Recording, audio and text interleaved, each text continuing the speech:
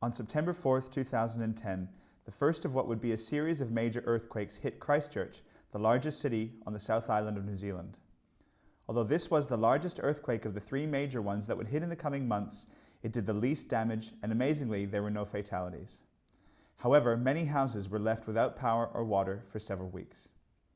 Within a day or two, most fitness centers opened up their facilities to local residents, offering free showers, which was a luxury for many at the time.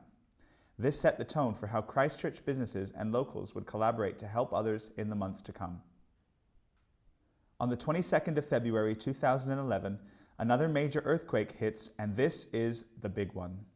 Tragically, 185 people lose their lives, and major sections of the historic city is left in ruins, with many areas left so badly damaged they are deemed red zones, with no immediate plans to rebuild.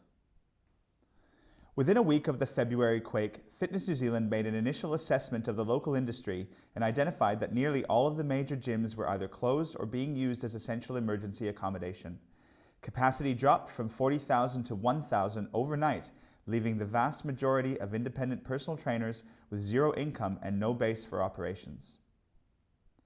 After contacting reps and working in tandem, every personal trainer and facility owner were brought together to discuss the issues at hand and how both Fitness New Zealand and reps could best support the industry. Countless emails, calls, and texts were sent, often with the added challenge of limited power and phone lines. As a result of this meeting, several challenges were identified, and this would shape the initiatives that would follow. It became clear that very few facilities would be able to reopen quickly, and as of 2013, some still remain closed.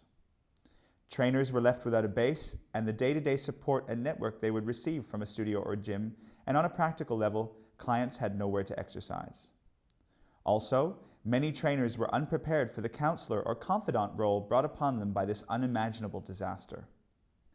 In response to these challenges, Fitness New Zealand facilitated a number of key initiatives. Number 1, PT in the Park, which provided free workouts for the people of Christchurch, run by registered personal trainers. Number 2, free education workshops titled Fight Back Friday, which covered everything from sessions with psychologists on how to deal with post-quake trauma through to topics on how to build a business with no facility. Number 3, using their vast network of contacts, Fitness New Zealand ran an extraordinarily successful fundraising campaign both at home and abroad, which greatly assisted displaced local trainers getting back on their feet. Number 4, Fitness New Zealand offered a matchmaking service bringing together operating fitness centers with displaced PTs, allowing the trainers to get back into business. And number 5, Fitness New Zealand also offered free use of their working offices for PTs and club owners to send emails, print newsletters, make calls, and in general keep their business going. Throughout this process, Fitness New Zealand relied on the creativity, ingenuity, and generosity of both spirit and time provided by the thousands of trainers, club owners, presenters, and educators in both New Zealand and the international fitness community. In the years since, there have been some 10,000 aftershocks that have set back much of the progress and created a very challenging day-to-day environment for the people of Christchurch, including its fitness industry.